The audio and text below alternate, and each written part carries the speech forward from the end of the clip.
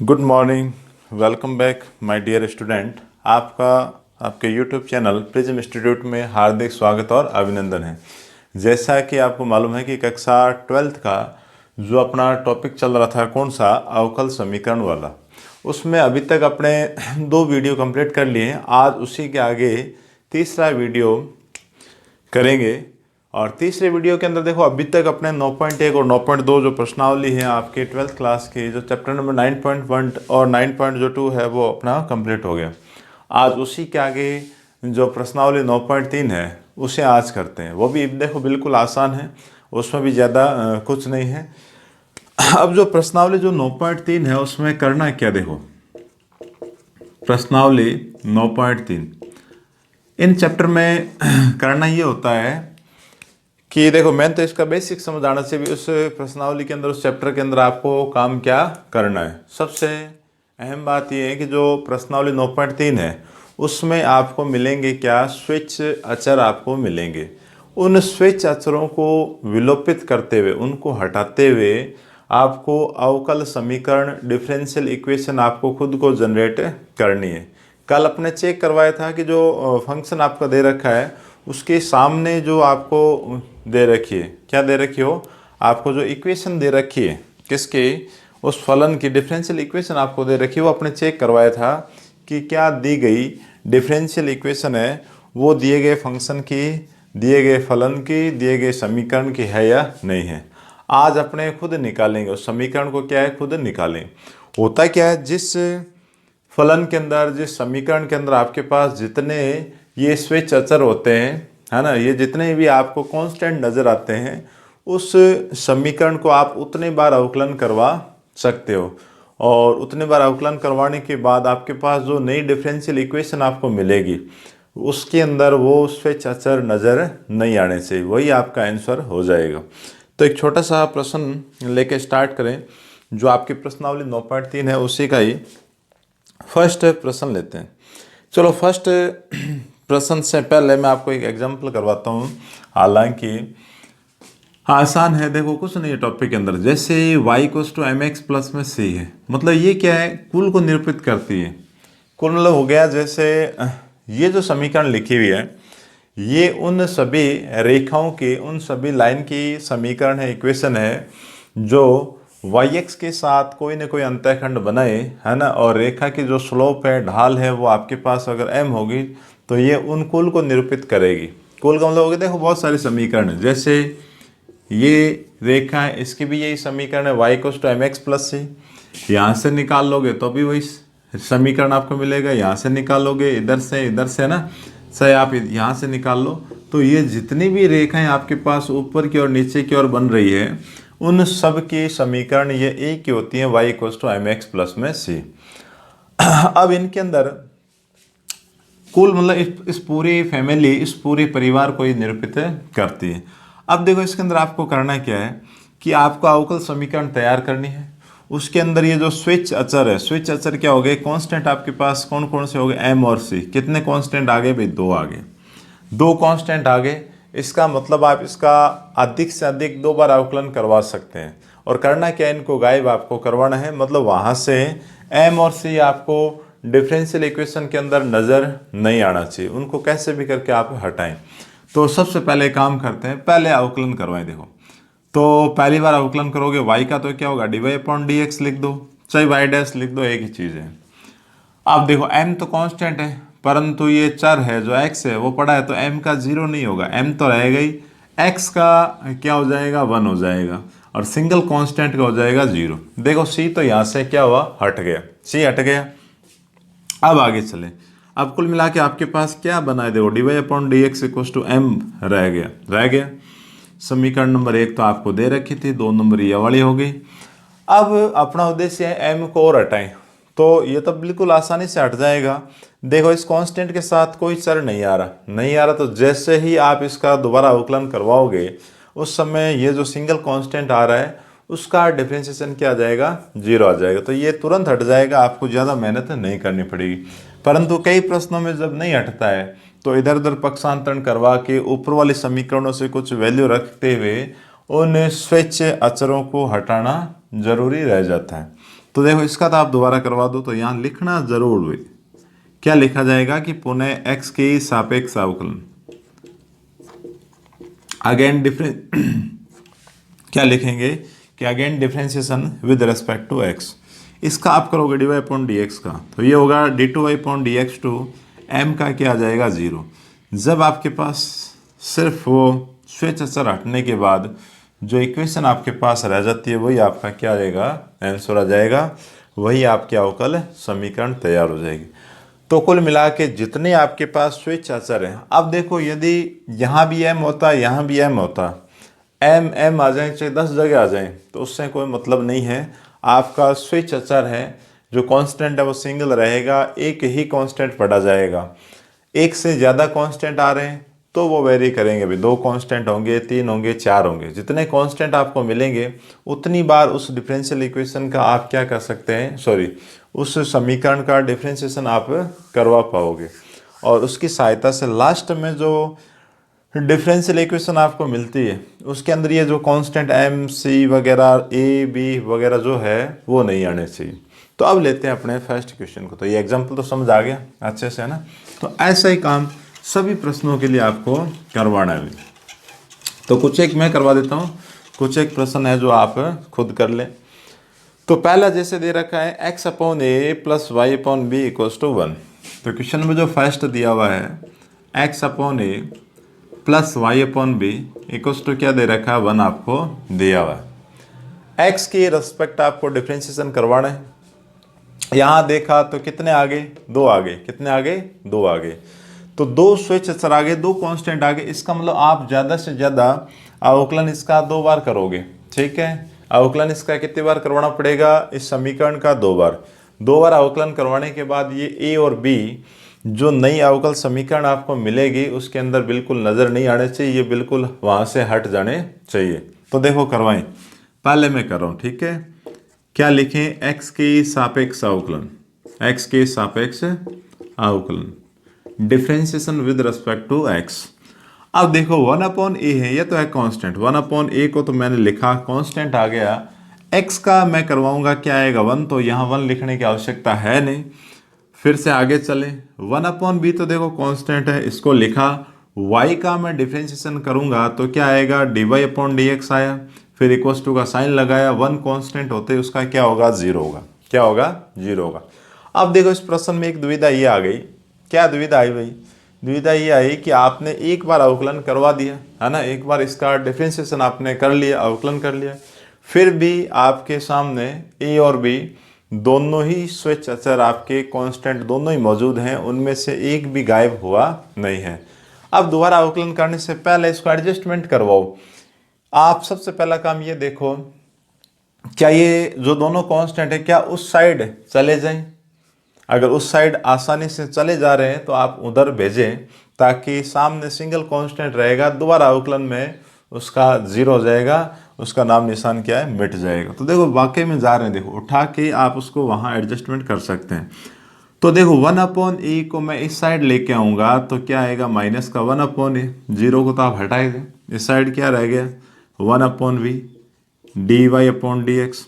अब यदि मैं इसी रूप में इसका दोबारा अवकलन करवा देता हूं तो उस कंडीशन में 1 अपॉन ए तो आपका क्या होगा, गायब हो जाएगा। परंतु देखो दिक्कत कहाँ आएगी कि 1 अपॉन जो बी है वो आपका गायब नहीं होगा। तो इस बी को भी यहाँ से हटाओ, देखो ये भी चला जाएगा, बट्टे के अंदर आ रहा है, इसको इधर लेके आओगे तो ऊपर चला जाएगा, तो ये बनेगा माइनस का b बटा ए, इधर आ गया आपका d y upon d x. ऐसा काम करवाने से हुआ क्या, ऐसा काम करने से आपके जो कांस्टेंट है वो सारे एक साइड आ गए। अब जैसे ही आप इसका अवकलन करवाओगे, डिफरेंशिएशन आप करोगे, तो उस कंडीशन में ये आपके पास क्या आ जाएगा, 0 आ जाएगा। अब इसका अवकलन करवा लिया जाए, तो यहाँ लिखेंगे भाई, दोबारा करवा रहे हैं तो लिखेंगे कि पुनः x के सापेक्ष अवकलन करने पर, पुनः x के सापेक्ष अवकलन, तो d y upon d x का क्या होगा, दोबारा करोगे तो d two y upon d x two, और सिंगल कांस्टेंट आ रहा तो क्या हो गया, 0 हो गया। बस आपका यही आंसर आ गया कि दोबारा अवकलन करवाया, उस कंडीशन में आपका a और b क्या हो गए, गायब हो गए। तो जो अवकल समीकरण आपको मिली वो इस फलन की क्या होगी, अवकल समीकरण होगी।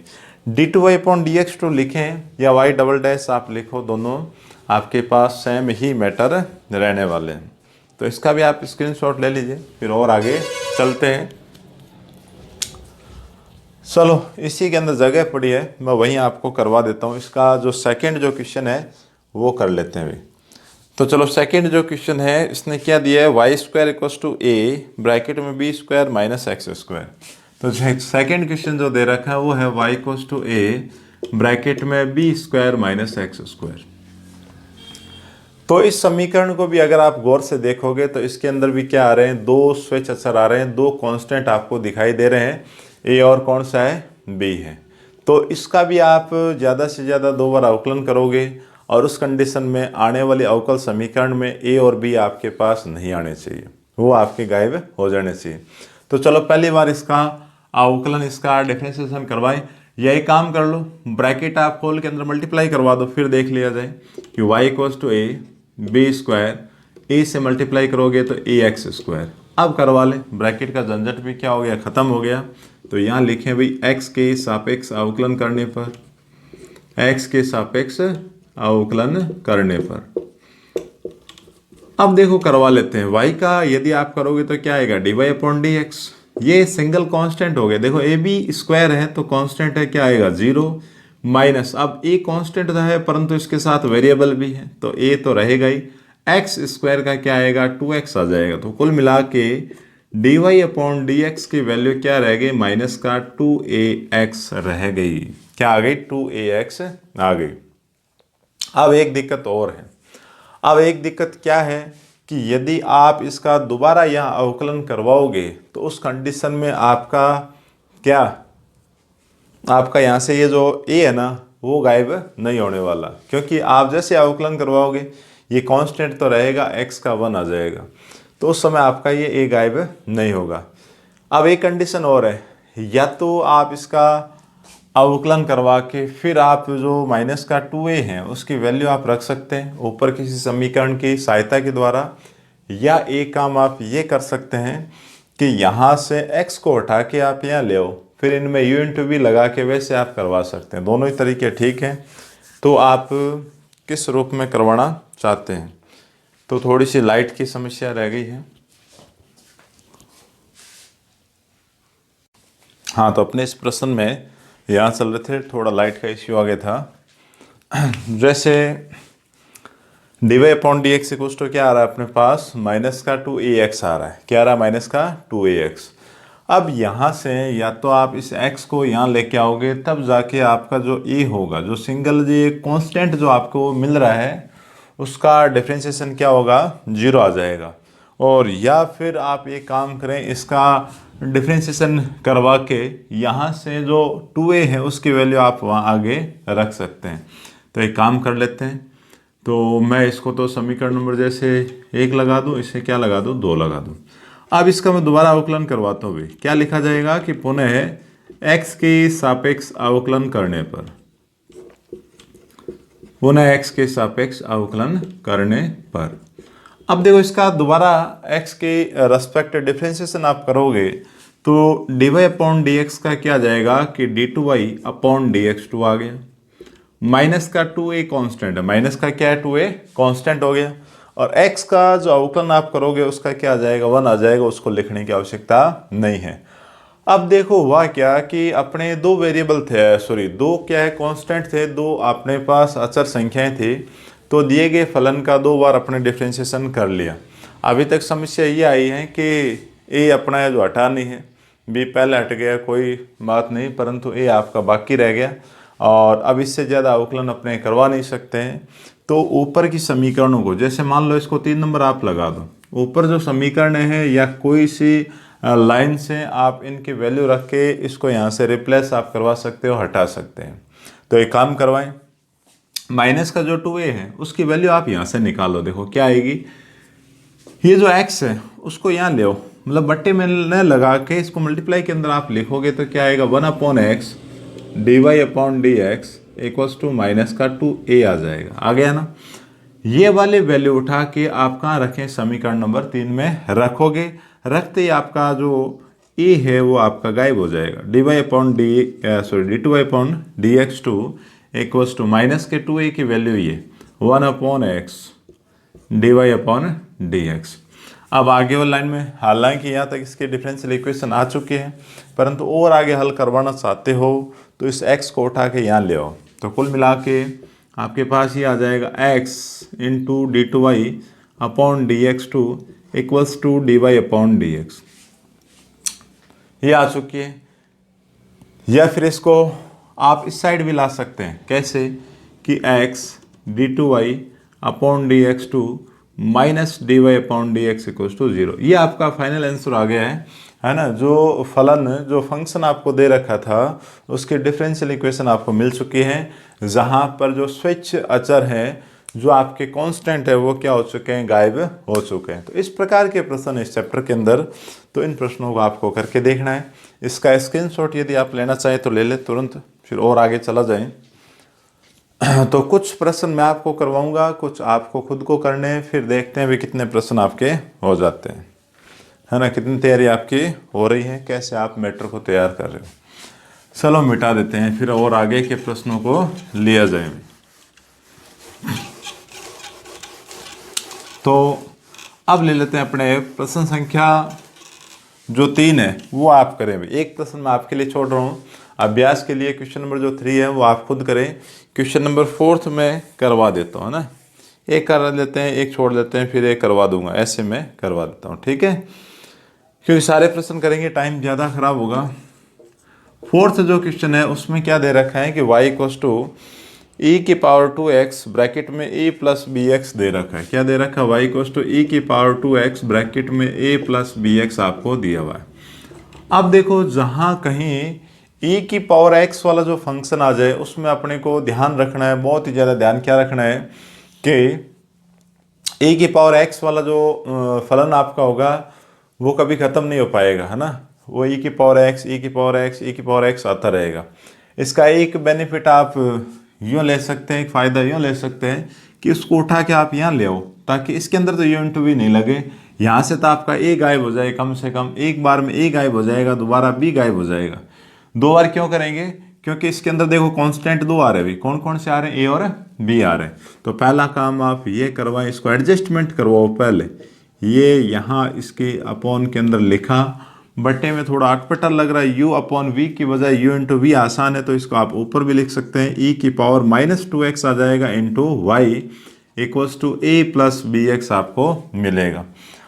अब सही सीक्वेंस के अंदर क्या इक्वेशन आ गई। अब इसका डिफरेंशिएशन करवा लेते हैं। तो वही लिखते हैं कि x के सापेक्ष अवकलन करने पर, x के सापेक्ष क्या करवाया जाए, अवकलन करवाएं, differentiation with respect to x। अब देखो इसका जैसे आप करोगे तो u इंटू वी लगेगा, क्या लगेगा, u इंटू वी लगेगा।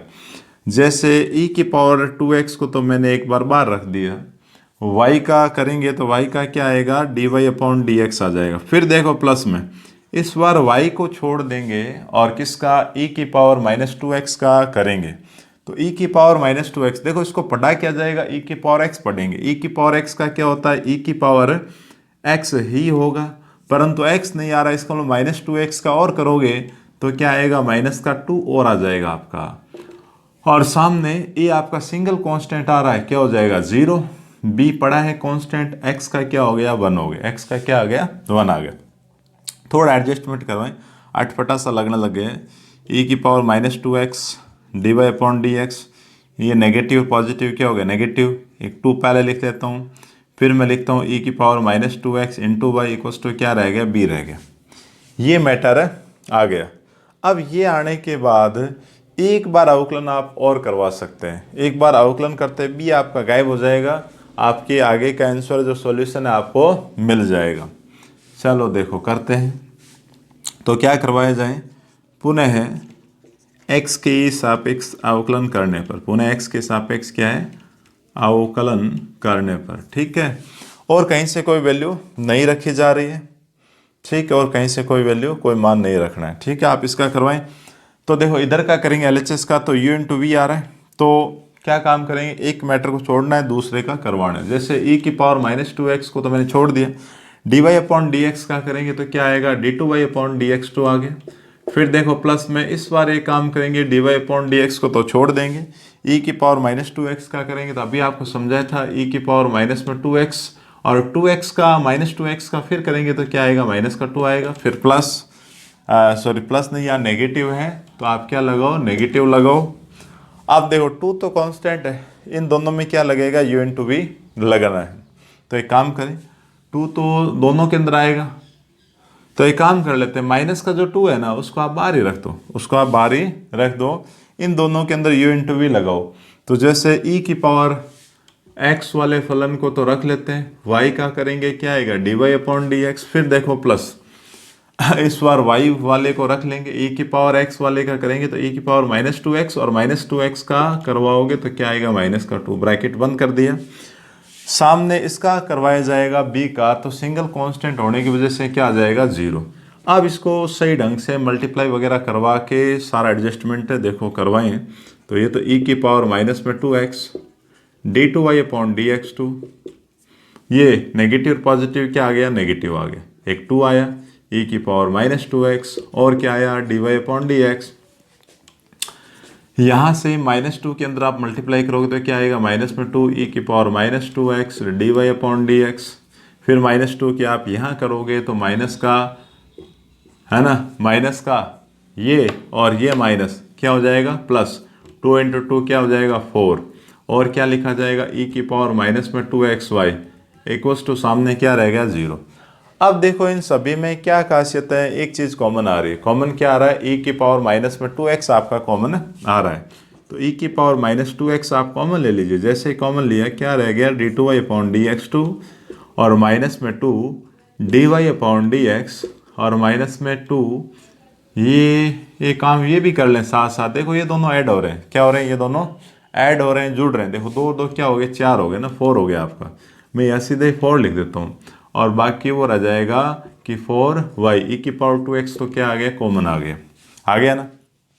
अब देखो दो संख्याओं का क्या आ रहा है, प्रोडक्ट 0 आ रहा है, इसका मतलब या तो पहले वाली संख्या क्या रहनी चाहिए, 0, या सेकंड वाली क्या रहनी चाहिए, 0। तो पहले वाली 0 रहेगी नहीं, क्योंकि e की पावर x वाले फंक्शन क्या है, कभी भी 0 नहीं होते, ये अगर 0 नहीं होगा तो आपके पास बच गया क्या, d2y अपॉन dx2 माइनस में 4 dy upon dx plus 4y equals to क्या रहेगा, 0। ये आपका आंसर आ गया, जहाँ पर दो जो कांस्टेंट a और b थे वो गायब हो चुके हैं। बहुत ही अच्छा और इम्पोर्टेंट आपका ये प्रश्न है ना, पेपर में आने लायक प्रश्न है, अच्छा प्रश्न है। इसमें आप विशेष ध्यान रखें कि जहाँ e की पावर x मल्टीप्लाई के अंदर है उसको यहाँ से हटा के सामने वाली साइड के अंदर आप उसको पहले एडजस्टमेंट करवाएं, फिर आप उसका डिफ्रेंशिएशन करवाओगे ताकि अंदर से एक कांस्टेंट तो कम से कम हटे, और ऐसा नहीं करोगे तो बहुत बड़ा प्रश्न ये आपका होने वाला है। तो इसका आप स्क्रीनशॉट ले लीजिए ताकि और आगे नेक्स्ट क्वेश्चन को लिया जाए। तो इसका जो क्वेश्चन नंबर जो 5th है वो भी मैं आपके लिए छोड़ रहा हूँ, सेम यही प्रोसेस है, इसमें भी e की पावर x ही लिखा है, उसको पहले आप यहाँ लाना, फिर डिफ्रेंशिएशन करवाना, इक्वेशनों की सहायता के द्वारा वो वैल्यू आपके पास आ जाएगी, ठीक है। तो करने की कोशिश करना, नहीं होगा तो आप कमेंट्स बॉक्स में पूछ लेना तुरंत, ताकि नेक्स्ट वीडियो में उन प्रश्नों को भी मैं आपको फिर से करवा दूँ। आवश्यकता नहीं, मेरे को पूरा विश्वास है कि आप खुद कर लोगे, कोई समस्या नहीं आने वाली है। अब देखो एक व्यावसायिक प्रश्न दे रखा है, ये कह रहा है कि yx को मूल बिंदु पर स्पर्श करने वाले वृत्तों के कुल का अवकल समीकरण ज्ञात कीजिए, ठीक है। फैमिली ऑफ सर्किल है, छठा क्वेश्चन है, देखो फैमिली ऑफ सर्किल है मतलब वृत्तों के कुल का समीकरण है, जहाँ पर वो क्या करता है, yx को, ये yx हो गया आपकी, ये वाली क्या हो गई, yx हो गई, yx को क्या काम करता है, स्पर्श करता है कहाँ पर, मूल बिंदु पर। तो हो सकता है वो आपका सर्किल यहाँ हो, है ना, हो सकता है ऐसे वाला सर्किल हो, थोड़ा छोटा हो जाएगा ना, हो सकता है इधर भी आ जाए, कोई दिक्कत वाली बात नहीं आएगी। तो सर्किल है जो आपका कहीं पर भी हो सकता है। तो इस प्रकार से सर्किल बनेंगे, या तो उधर आएंगे या आपके पास कहाँ आएंगे, इस साइड में आपको सर्किल मिलने वाले हैं। अब ऐसे सर्किल होते हैं, उस कंडीशन में यहाँ इनका सेंटर क्या रहता है, सेंटर ए, मतलब एक्स एक्स पर कोई वैल्यू रहेगी, वाई आपका क्या रहने वाला है, 0, क्योंकि एक्स एक्स के लिए वाई क्या पढ़ेंगे, 0। इधर होगा मान लो कोई भी, तो क्या फर्क पड़ेगा, जो ए है आपका ना, जो x की वैल्यू है इस साइड क्या होगी नेगेटिव, उधर क्या रह जाएगी पॉजिटिव, वो अपने आप एडजस्टमेंट हो जाता है। तो इस समय वृत्तों के कुल का अवकल कुल का समीकरण लिख रहा हूं, वृत्तों के कुल का समीकरण।